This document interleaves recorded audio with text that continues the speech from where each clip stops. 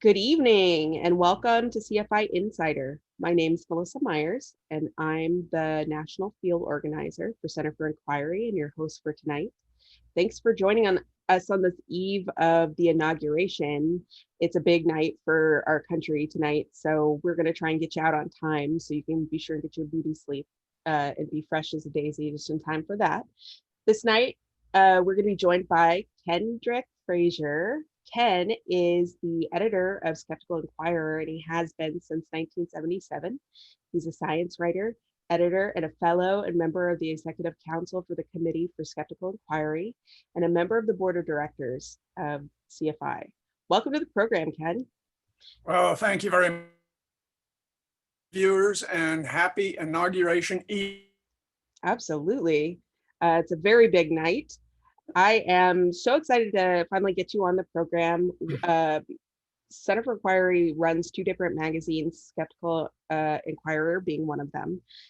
One of the most exciting things for me about doing this program is the fact that so many folks come to us brand new, having never experienced anything CFI before.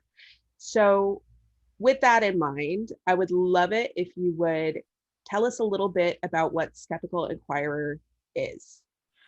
Well, we examine all sorts of controversial and extraordinary claims from a scientific point of view. We're very evidence-based, fact-based, and we are guided by science always. We are scientific skeptics, is one term for scientific skepticism is another, science and skepticism is another term. These all could be considered a field of inquiry. It's both active and investigative and explanatory. We draw upon scientific knowledge and psychological knowledge about human beings. We draw upon philosophy, the social sciences, all fields of knowledge. Plus, we have active investigators who draw upon techniques of investigation, detectives even, and all of them are guided, however, by facts, evidence, and science to examine all the popular extraordinary claims that there are flying about us all the time at seemingly exponential quantities and rates in recent times. When we started, it was a little slower pace, but boy, today everything is just out there immediately for everyone. And it's a big job for all intelligent, caring, thoughtful people, isn't it, to try to assess and analyze these things. Absolutely. And scientific skeptics do that in areas where there's a claim to scientific knowledge or an assertion that's unsupported, seemingly unsupported by facts and evidence, and we examine those. We also serve as a forum for a discussion of all these issues among academics, scientists, scholars, philosophers, the general public, and the wide variety of people who are interested and care about these issues in this country, in this world, in this world. Like just a community of explorers and people who are interested in sort of getting to the bottom of the biggest questions that we have.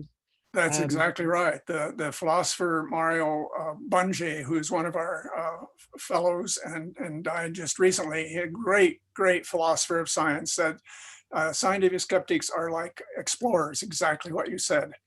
They want to find out what is real about the world. Right. New and real. Well, how did Skeptical Inquirer come to be? When was it invented? How did you come involved? Well, as opposed to today's situation where, or let me just point out something about what's going on today. Everything we have been talking about in the Skeptical Inquirer and the Committee for Skeptical Inquiry for the last 4 decades, magical thinking, wishful thinking, delusions, conspiracy theories, following uncritically cult leaders' exhortations, all these things and many, many more, we have been writing about, examining, studying, investigating for all these years. And in recent years and in recent months particularly, all of it has been very apparent in the public sphere for everyone to see the danger when it's carried to an extreme. Right. So we have dealt with all those current issues, but back to when we started, the issues were different, but it was in the mid 1970s, and the nation, the United States particularly, was awash in paranormal beliefs. There were, and pseudoscientific and fringe ideas of all sorts. And there was Uri Geller on psychic claims. There was Eric von Daniken about ancient astronauts, that all the ancient works in the Americas had to be created by some external civilization. Those people weren't smart enough to do it. There was the Bermuda Triangle. There was astrology. It was the age of Aquarius. We were awash in paranormalism, and a number of people, Martin Gardner, Ray Hyman, and James Randi among them, got together with Paul Kurtz, professor of philosophy at the State University of New York at Buffalo. And they were an unlikely mix of people. They all came from different points of view. Paul being an academic, Martin Gardner, a great writer, but not an academic, Randy, a magician and investigator, Ray Hyman, a psychologist and an academic. We had Philip J. Klass, who is a great expert on UFOs and a phenomenal investigator of UFO claims. And they got together and created this Committee for the Scientific Investigation of Claims of the Paranormal, and announced it at a major conference, a very unusual conference that Paul Kurtz organized, called something about the new irrationalisms at the State University of New York at Buffalo. In fact, it was the very first conference, Paul later said, at the new Amherst campus of SUNY Buffalo. And I was editor of Science News magazine then, and got the invitation as a science journalist. And for a whole bunch of reasons, it appealed to me. We had been trying to figure out at the magazine Science News how to deal with these requests to find out whether Uri Geller was real or not, and whether some of these psychic claims were real and paranormal claims. And we had tried a little bit and not been too successful. And Martin Gardner had actually written me a letter in 1974 complaining about a couple of Science News articles that weren't critical and skeptical enough. So I knew some of these people. Paul had also organized a major statement called Abductions to Astrology that got worldwide attention. Mm-hmm. So I was familiar and very deeply interested. I covered it. So as a journalist, I covered it for Science News and later wrote about the creation of this organization. And in fact, I have the cover of Science News magazine called Challenging Pseudoscience from that era in May 1976. Now, I was quite young back then. I was just a kid. Oh my God, that's a long time ago, isn't it? But that's how I got started. It was a mind-expanding conference, one of the most interesting ones I ever attended. And we went on from there, and I was asked to become editor of what is now the Skeptical Inquirer the very next year. And I just decided to leave Science News at that time for family reasons, to return to the West, and just was a perfect thing for me, and it's been perfect ever since. I'm very privileged to be editor of a magazine that deals with these issues and draws upon the expertise of scientists, scholars, and investigators all over the world, and help bring them to fruition in print and in many other ways that the Committee for Skeptical Inquiry helps bring to the public. Sounds like an exciting part of history to sort of be a part of when it comes to thinking about these things. Because it is indeed, yeah. You know, it's true. Actually, an 8,000 word history of the first 2 decades of PsyCop that's in an encyclopedia of of the paranormal that was edited by Gordon Stein of CFI. He was our librarian. And so that's there. It's also online. So in the first 2 decades, we had many controversies we dealt with, but we also, I assembled a list of about 10 subjects that I think we made a big difference in, and by publishing articles and by making public pronouncements. And they included cold reading. Ray Hyman explained what psychics do most all the time. We had the Project Alpha experiment that I can talk about or other people know about James Randi carried out. There were myths about the full moon, that we had a whole series of articles debunking the idea that all sorts of strange things happen on the nights of the full moon.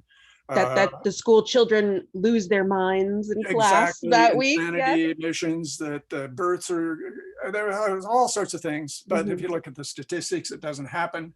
Sure. Firewalking, that was seen very mysterious when people first started doing that. Near-death experiments have helped explain that. Subliminal persuasion, we've helped explain all that. Satanic panic was a really big thing in the late 80s and early 90s, a major issue. And we carried a whole series of articles about that. I think I have to add one more, and that's false memories, that Elizabeth Loftus and many other researchers helped show are real, that false memories can be implanted even, and that repressed memories should be looked upon with great suspicion. And then there's the whole idea of Roswell aliens and UFO abductions. And we carried a whole series of articles about that, which later got even published in a book of Skeptical Inquirer articles in 1996. So our first 2 decades were extremely active, very exciting. I didn't mention our investigation of psychics in China that PsyCop carried out, and I was lucky enough to be with James Randi and Paul Kurtz and Jim Alcock and Barry Carr and Phil Klass for 2 weeks in China, trying to our best to examine claims of psychic children and mystical emanations of Shi energy from Shigon masters. The psychic children investigation was very exciting, and we carried it out directly with the children over 3 or 4 days in Xi'an, China. I wrote about it a little bit in my obituary for Randy in the current issue of Skeptical Inquirer. We had a big cover article by that Paul Kurtz himself wrote, and we all signed back at the time.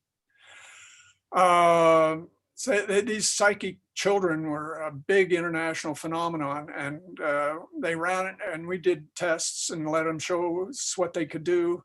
And then Randy tightened up all the controls. And as soon as he instituted controls, they could do nothing. And so it showed to us, it demonstrated to us that they were just being allowed to do totally uncontrolled demonstrations. And the media had made a big thing of it. And their mentor, Mr. Ding, was just someone who was very naive and had no sense of what a scientific control was or anything. He had no idea what science was. And so he was just letting them pull tricks on everybody. Sure. So that satisfied us about that. And we haven't heard about those children anymore either. So we have made some accomplishments. That reminds me of the piece that Neil deGrasse Tyson wrote for the magazine about what even is science, because that seems like a simplistic thing to ask, but I think most lay people may not even realize what is involved in a scientific process. Like, as you said, creating a controlled examination of these things, and that is required as a determining factor for a scientific review. Yeah. Think. Well, Of course, and most people haven't been trained in that, and that's why so much of what we do draws upon history and philosophy of science and understanding of scientific methodology. A lot of people understand the facts of science and the discoveries of science, but how we achieve those facts is what is really the intellectual achievement. The great contribution of science to world civilization is this series of techniques for finding out what's really true and what isn't true, and how important that is. That's the only way knowledge progresses, and it's the only way that civilizations can ultimately progress is to have the openness and the open inquiry and the whole series of methods that check against our predispositions and our wishful thinking and our beliefs, and counteract those to see what is actually the case rather than what is maybe what we hope is the case. Sure. So, you've been pretty much the editor-in-chief. What have been some of your most favorite authors to come and work on the magazine? What are some of your favorite pieces that you can share with us? I have to start back. Well, first of all, I have to start with Paul Kurtz, our founder. Paul Kurtz was just one of the most extraordinary persons I've ever known. He was a professor of philosophy, so he had high academic status, but he had, in my mind, the heart of an entrepreneur. He took risks and he wanted to create things, and he created organizations, and he wasn't deterred by criticism, and he would it was something that was required for SciCop to first of all be formed back then. Randy Hyman and the others had the desire to do this, but it took a Paul Kurtz to bring it all together. He was an organizational genius, and how he got, I still don't know exactly how he got all the great scientists who were the original SciCop fellows to sign on and be fellows of the organization and lend their status and prestige and also their work and their scholarship to the organization. And he did that throughout the whole history. And then in addition, he was an author of just a prolific author. And I found out later that one way he was so prolific is he didn't sleep much. He was one of those rare people who, I think it's even a genetic predisposition that requires them to be highly functional with only 3 or 4 hours of sleep a night. And he sure made use of that. So he was a phenomenal person, and he was very supportive to me in the Skeptical Inquirer. He had a hands-off attitude as far as editorial. He never interfered. He was always constructive. Martin Gardner, the greatest, clearest writer, other than one other than we've published early on, Isaac Asimov. Also, those two were the clearest writers I've ever had the privilege of editing. And of course, as editor, I didn't really have to edit them at all. I just published exactly almost what they submitted. And we were very lucky to have Martin Gardner write a column for us for like 15 to 16 years, Notes of a Sci Watcher. And just an extraordinary mind. And Ray Hyman, Jim Alcock, a psychologist who's written recently the great book about belief. But back some 20 years ago, he wrote, if I may find it here, well, I don't see it right now, cover story on the belief engine. And it was a remarkable story that it really explains how we generate self-serving beliefs that support our sense of identity. In the Memory Wars, Elizabeth Loftus, the great psychologist and and researcher into false memories. Susan Blackmore, the great psychologist who was originally a parapsychologist and became disillusioned with the field because she found it was sterile and never could achieve any results that were effective. She still is open-minded about the fact that parapsychology could produce something eventually, but it hasn't in all these years. So we've had many great critics and writers. They're wonderful people. They're fun people. Skepticism is fun. It's enjoyable. It's very important. It's been fun for me. I've never had a dull moment in all these years and decades. It's amazing.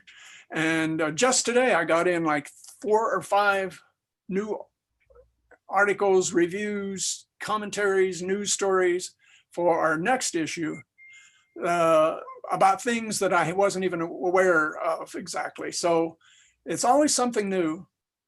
And it's very exciting. And I'm very, very grateful to have been able to do this for so long. God, I've been doing it a long time. But I'm not tired.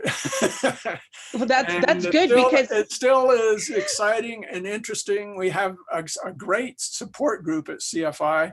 I have Ben Radford, my deputy editor, Julie Lavarnway, our managing editor, Barry Carr, our executive director, our art directors, and then there's the infrastructure staff that CFI provides. It's a great organization that provides mutual support for all these different activities, from publicity to the financial stuff to everything else.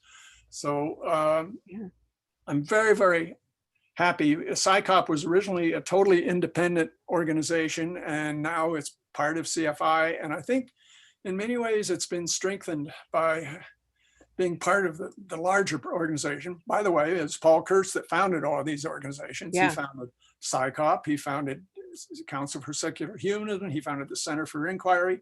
And before all of that, he had founded Prometheus Books, which turned out to be an independent publisher of skeptical books by the hundreds, and books on philosophy and social science, all from a very intellectual point of view. So we've been lucky to have wonderful people.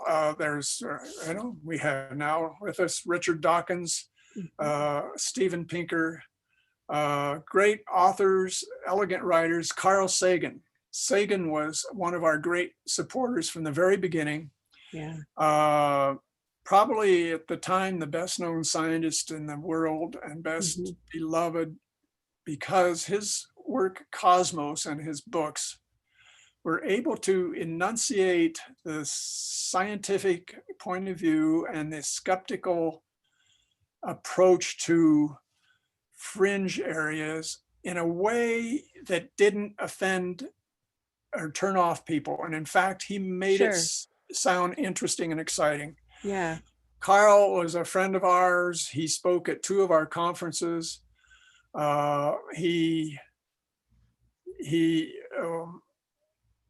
His legacy lives on very much. And of course, his wife, Anne Drurian, who has the same poetic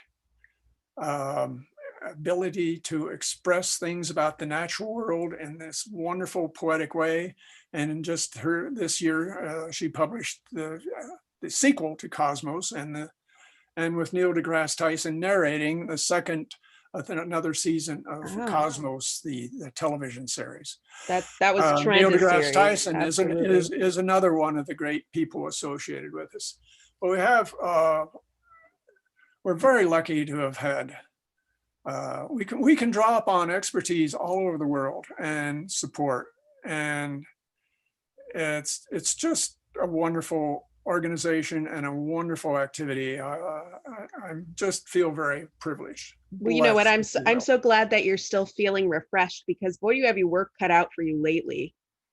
You know, a common theme for Skeptical Inquirer over the years has been debunking false claims and conspiracy theories, and at the same time, there's been this incredibly alarming rise in the mainstreaming of these conspiracy theories in America and around the world. And you are a professional debunker.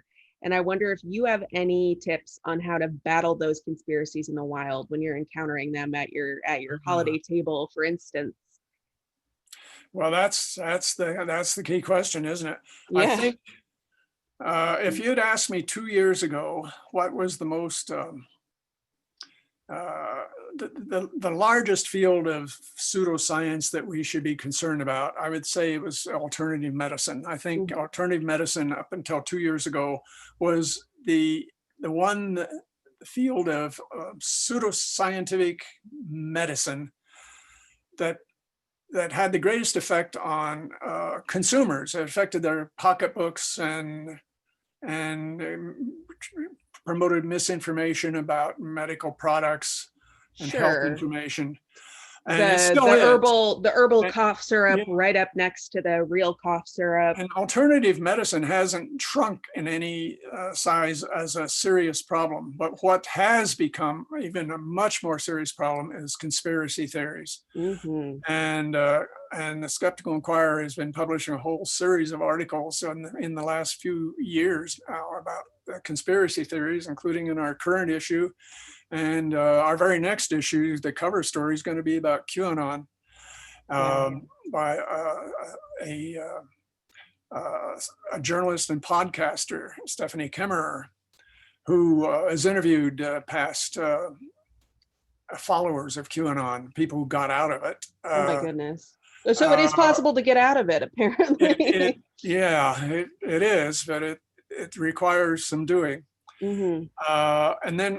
And we've seen now, again, as I said before, how dangerous can be conspiratorial thinking when a single charismatic leader in a prominent position can somehow persuade thousands, tens of thousands, I hope it's not millions, but it may be, of people of the truth of his false assertions, which are totally counter to reality.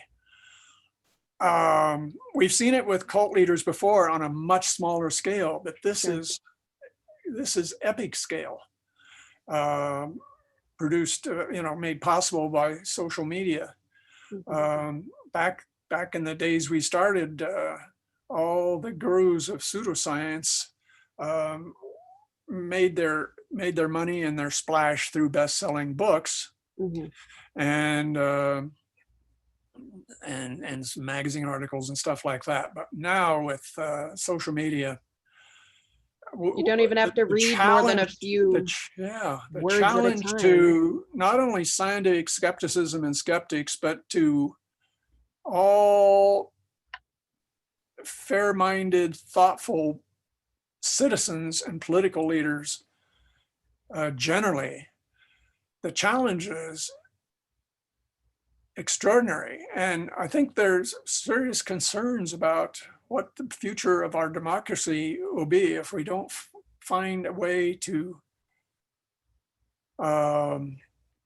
meet this challenge, to strike down somehow the incredible spread of misinformation online.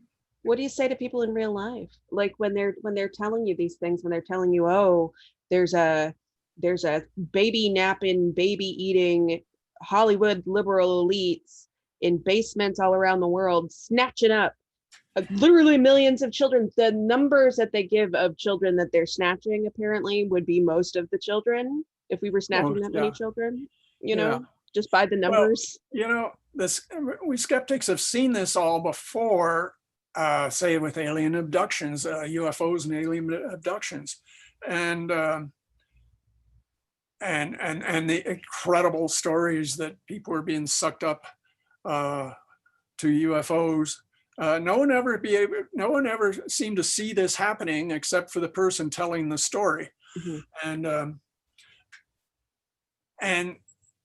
so there's a long tradition. We can look at this in two ways. I have two books behind me somewhere. One is Kurt Andersen's book about fantasy called Fantasyland, how America went haywire. And Kurtz spoke at our conference, PsyCop conference, either the last one or the one before. Mm-hmm.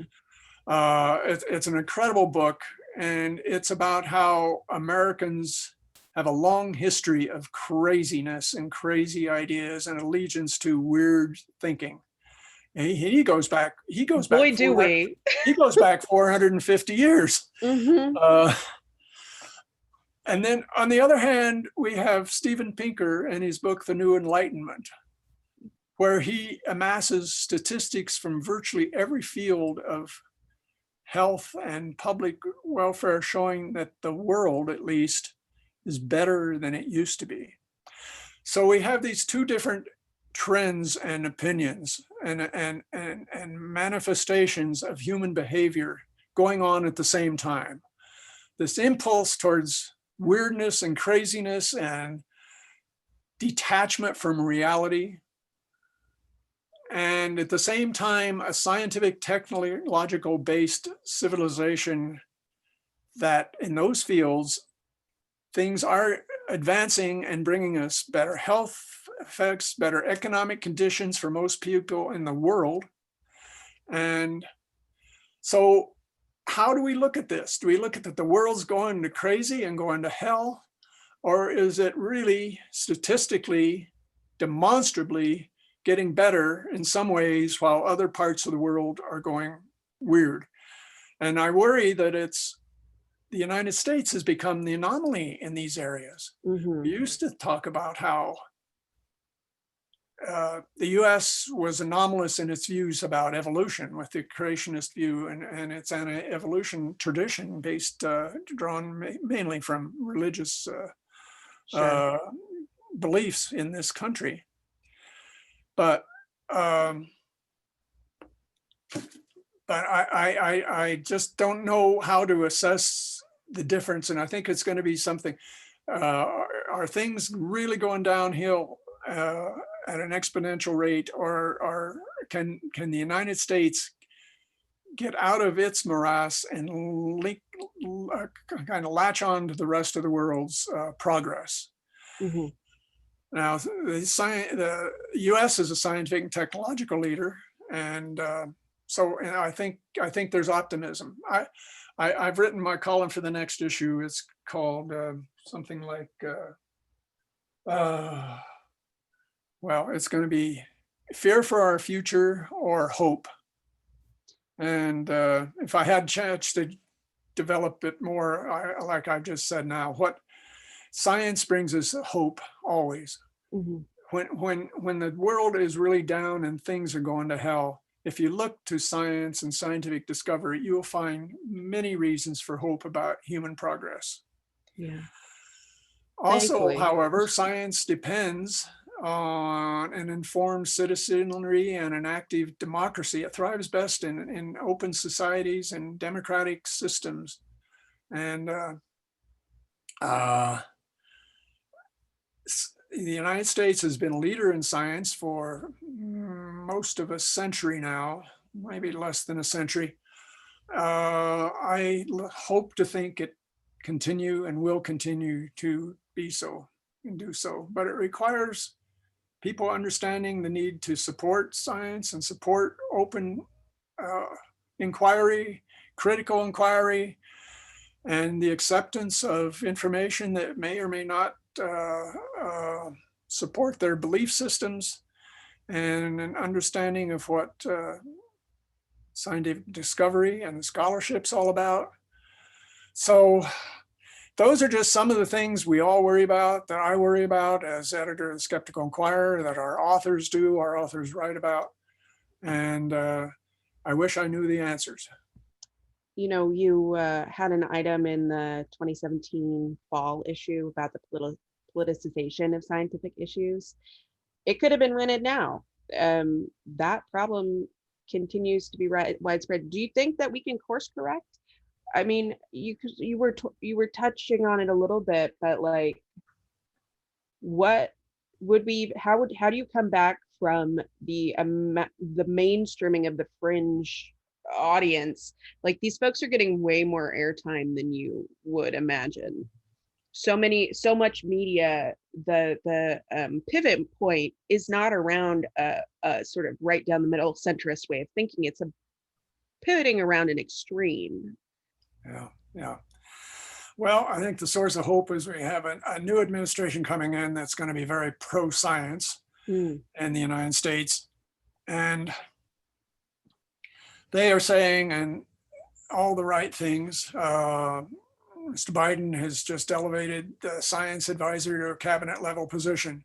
mm, I think all administrations, all political parties politicize the science a little bit yeah. in their favor. I think the Democrats do it when there's a Democratic administration, the Republicans do it when there's a Republican administration. But what we've seen in the last 4 years has been so detrimental to science and scientific thinking and our scientific institutions.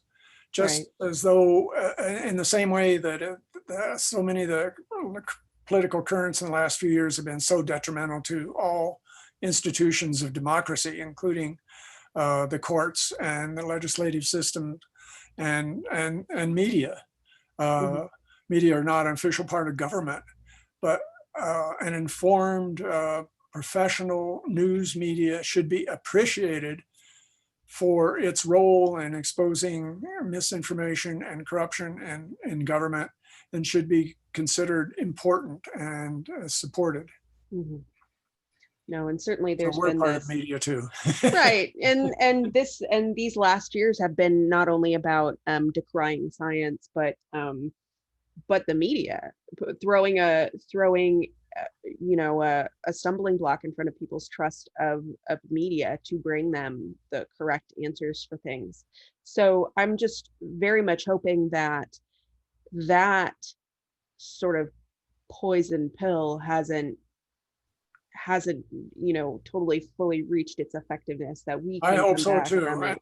And I hope there's a time soon that we can get back to reporting about classical fringe science and paranormal claims Good old and Bigfoot. whether Bigfoot is real and whether UFO reports have anything to do with Sure. extraterrestrial intelligence and all the classic things of skepticism Mhm. that are sometimes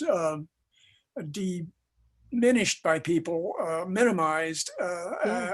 as unimportant, whereas really what we're doing is talking about critical thinking, evidence-based thinking, scientific thinking, the scientific method, finding out what's true and not, and what's real and not. That's what skepticism's all about. And it's what really everybody who cares about this world should be interested in and supporting Yeah. supporting of. So I think we have an incredible role to play. It's been shown recently how relevant it is. I think it'll only become more so. But I look forward to the time, if it can come, where we can relax a little bit and get back to classic skepticism and the biggest worry is about whether there's Like a astrology. ripple on Loch Ness is a sign of the monster emerging again. Right. But, What a privilege that would be to just yeah, get to write about that type of thing. I got to be on Loch Ness 2 years ago and look out and look for it myself. I didn't see anything. No Nessie for you? I didn't see a thing. Super shy, I hear. Yeah. Now, I think we have time for one more of our questions here before we pivot to Q&A from our audience members. Now, folks, I forgot to mention earlier, if you have any questions that you have burning inside you for Ken here, do drop them in the Q&A function at the bottom of your desktop there, and you will we'll get to you if we possibly can this evening, time permitting. So my final question for you right now is about the role of Skeptical Inquirer in its educating of the media and how to write and not to write about scientific things, fantastical claims. Tell us how do you accomplish that? How do you train the media to be good good stewards of science? Well, media is a broad term, so I think you mean Mhm. general media. Yes. I come from the science media where is composed of science writers that are very good at doing just exactly what you ask. And so I appeal to them to help educate their media brethren. Mhm. So often, bad stories, misinformed stories come not from, almost always they come not from the science journalists that are associated with any news organization, but from general reporters who have no semblance of what the science is, what the history of skepticism towards a subject is, the history of misinformation that surrounds it, the motives that people have for promoting it, the dynamics, social dynamics of belief, all those things that skeptics are so aware of.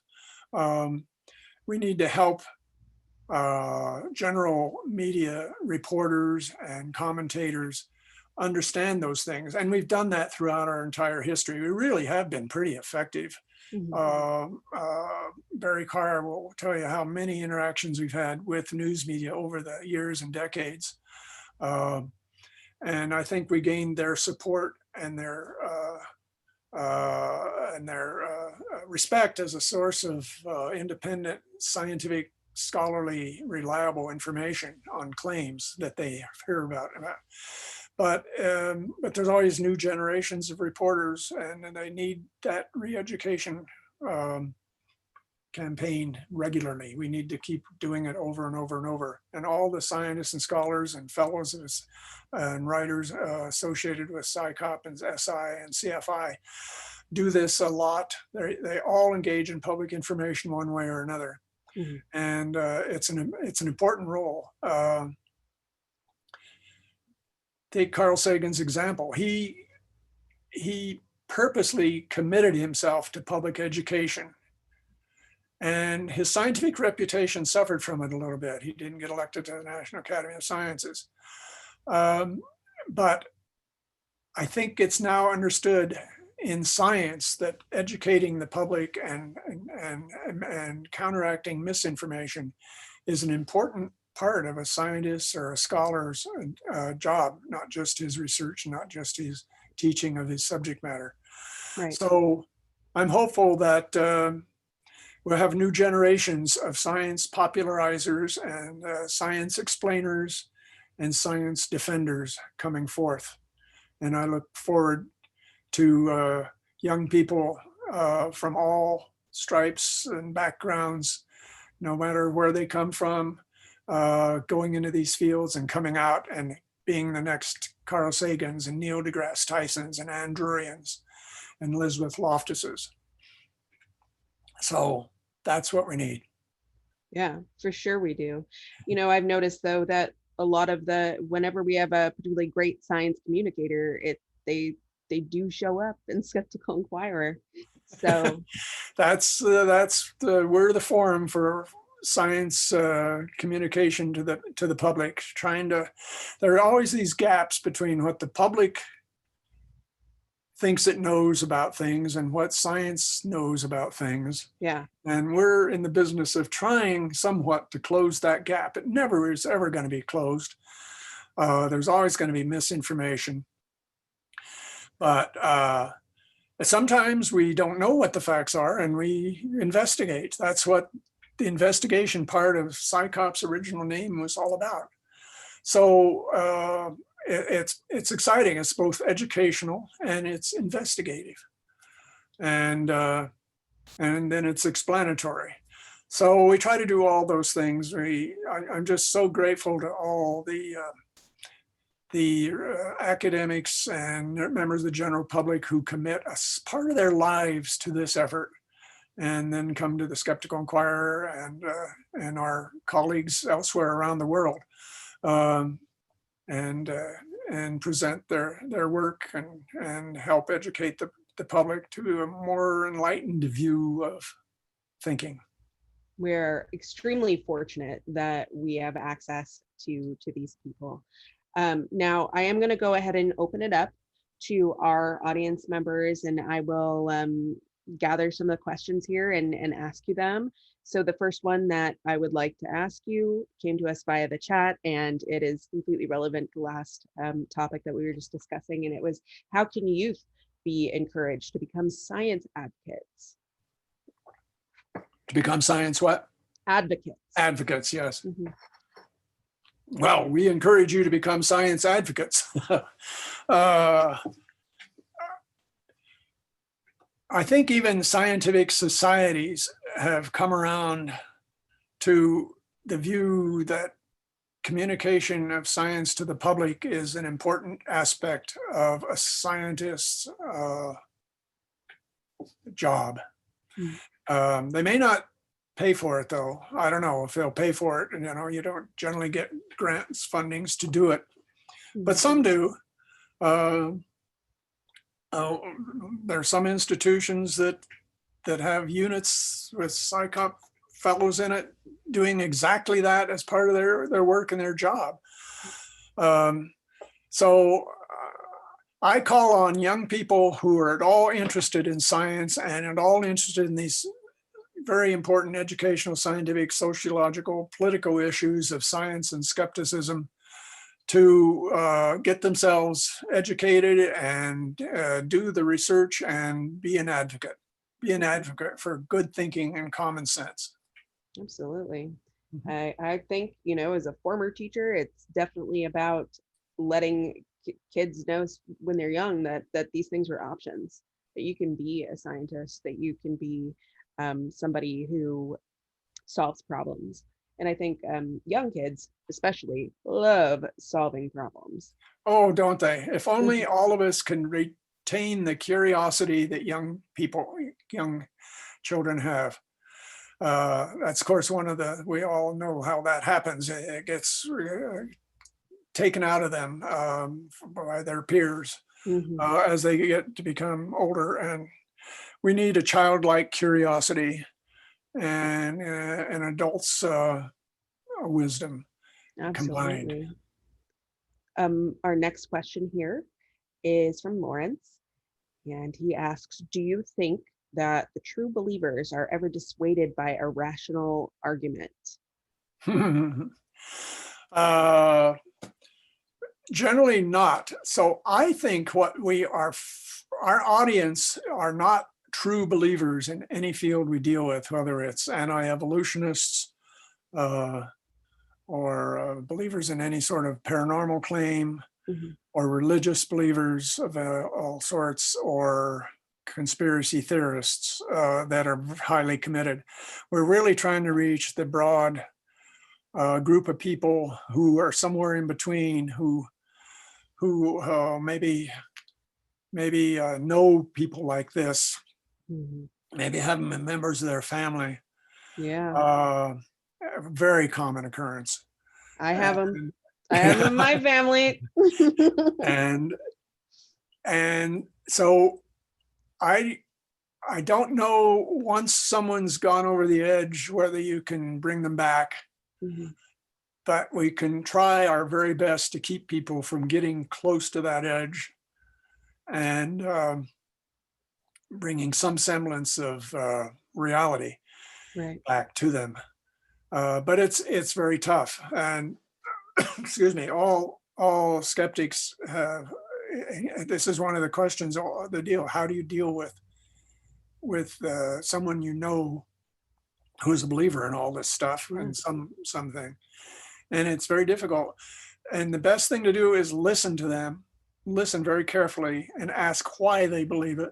Yeah. And try to understand where they're coming from before you start talking. Right.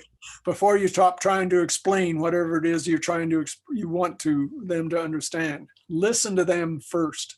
It's very hard to do, or none of us are good at it. Right. Few of us are. We want to tell them what we know before we listen to what they care about. Certainly one of the most valuable questions that I ever learned to ask students of mine or people in general is, how did you come to know that? Such a good question. Such a good question. And then genuinely being interested in the answer is part two, which is your part. Right. So another question for you is, what are the limits of skeptical inquiry? Are religious claims like the divinity of Jesus fair game? Uh, in the broadest extent, I think everything is open to questioning. Mhm. From an intellectual point of view, any claim to truth is fair game for critical analysis. Now, from a practical point of view, and for the Skeptical Inquirer's point of view, we have a sister magazine called Free Inquiry, and that deals with religious claims and religious belief and the sociology and cultural aspects of all that. So we don't need to deal directly all the time with religious claims and beliefs. We do when they have some sort of scientific component. The Shroud of Turin was a great example, but there are many others, evolution and creation, we do all the time.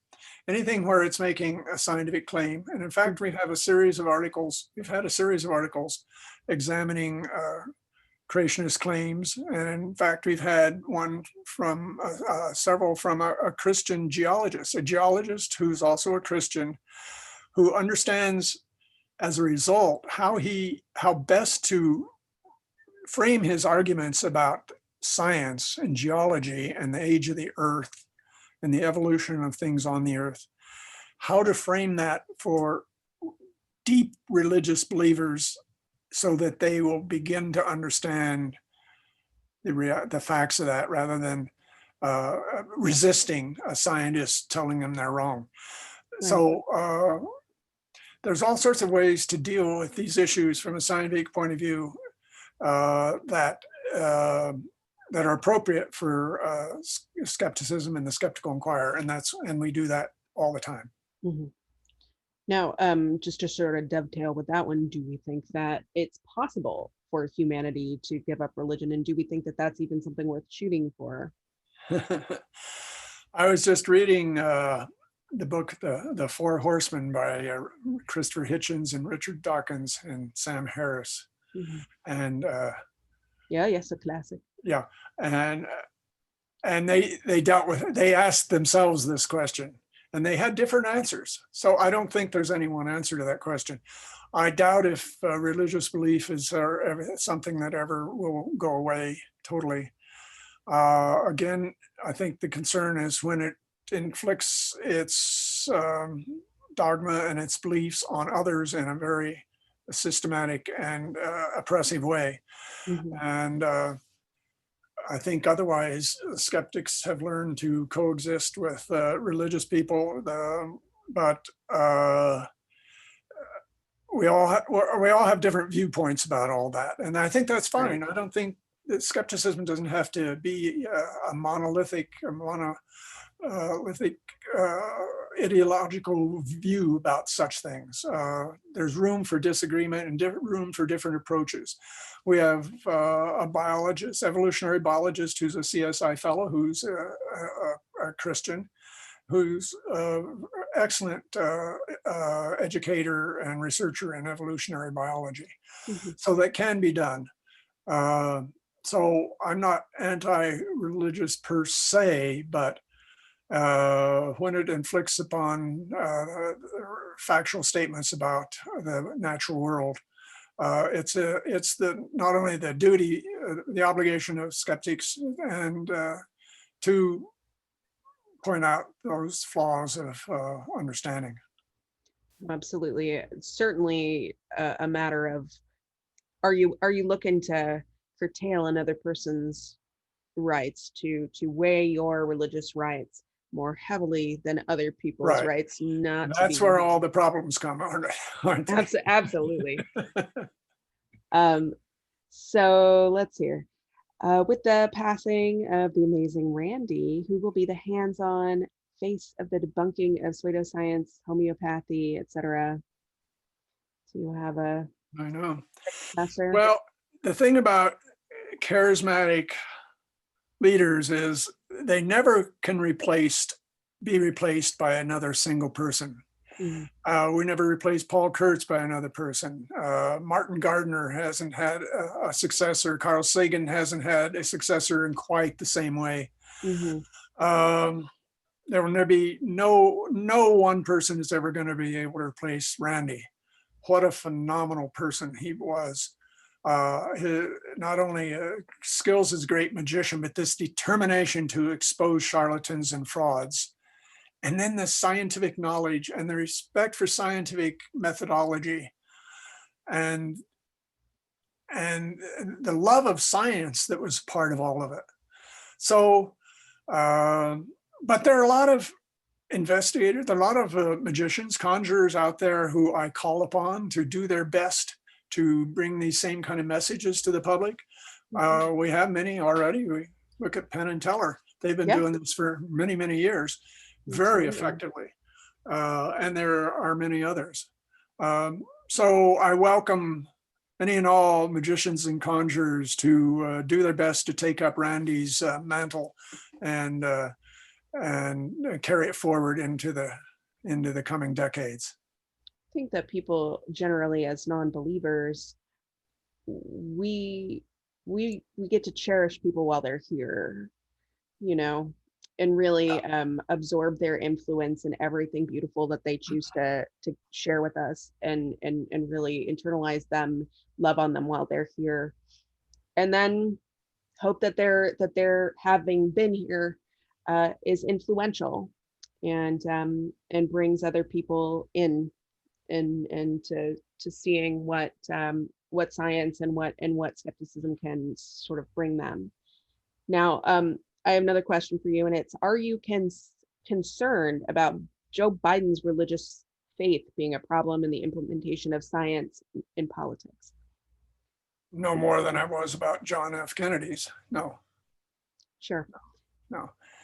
Uh, no, he has said all the right things about science, and I think he'll be. I hope. I'm a science journalist, so one always has to consider the possibility of things going differently than you expect, and Hmm. try to see the other side of issues.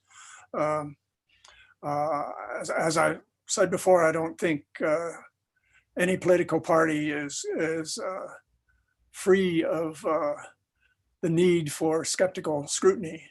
Yeah, agreed. There are many liberal beliefs that we skeptics have to and readily do examine all the time.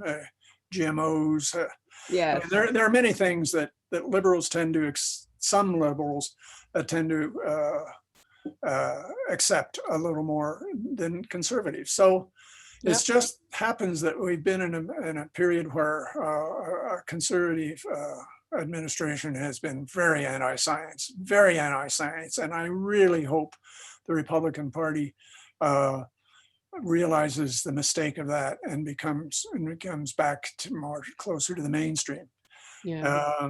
and that we have politics that return somewhat to the level of civility that we used to have. Uh, and that our democracy will therefore benefit from open civil discussion and debate and argument, as opposed to where the situation we've been in before, where the two sides just don't talk to each other. That's not healthy. Right. And scientific skeptics have their role to play in all this too, and we need to advance the thought of critical thinking and scientific thinking every way we can, and try to understand the beliefs of others and bring them as best we can into the camp of reason. All right. So let me ask you one final question from our audience here, and it is like, if you were going to start a conversation with a relative or friend who is really starting to Mhm. go starting to go down the rabbit hole a little bit, what's your first sentence? What's your in? Well, I think you alluded to it in your comment a while ago. Why do you believe this? Or what is your source of information? Yeah. Yeah, you have to get at where they're coming from, but it's difficult, isn't it? Sure is. We Yeah. try to avoid uncomfortable conversations, and at some point, we have to make decisions about how much we care about that person, how much we care about what they're advocating, and how important it is to have a continuing relationship with them. And if all those things are important to us, then just do our best to listen to them and try to get them to start thinking critically and skeptically without pushing them hard at the beginning so that they resist. Because as we've published so many articles in the Skeptical Inquirer over the last 5 years, that psychologists have pointed out that there's a very human tendency to resist being told you're wrong. Sure. And that is never effective if you're trying to persuade someone. We do it all the time in the Skeptical Inquirer intellectually, but if you're trying to persuade someone to a clearer viewpoint of the world that's more based on reality, it's best not to start by telling them they're wrong. Mm-hmm. No, absolutely. You have to sort of meet people where they are, you know. Yeah. It's just it's and it takes that's a skill. Some people have it and some people don't. That's true. Yeah, for sure. Just I advocate for patience, and if it's somebody dear to you, then you know, little bits at a time as you can take it. Yeah. You know. So unfortunately, we're all out of time this evening. I sure do love talking to you, Ken, and I'm so glad that you came on the program this evening. I would like to let everybody here with us know that if you would like to become a subscriber to the Skeptical Inquirer magazine, you can do so at skepticalinquirer.org. You can, when you become a subscriber, you'll be able to access the archives as well and see some of those really, really amazing articles. Ken, when we were preparing to do this this evening here together, I was given a list of some really incredible pieces, and I have to tell you, it's some of the best fun I've had at work, just reading these articles and seeing the incredible folks who write for this magazine. I highly, highly recommend that you support us by subscribing, and then you can get to read more from Ken and all of the incredible, illustrious minds that they have access to over there. Please do that. Thank you. Well said. Otherwise, my good friends, thank you very much for joining us this evening, and I hope that you have a beautiful day tomorrow. It's morning in America. Thank you all. We're gonna have a great day tomorrow, and I will see you all hopefully at our next evening together here. Thank you very much for your time, and you have a great night. Bye-bye.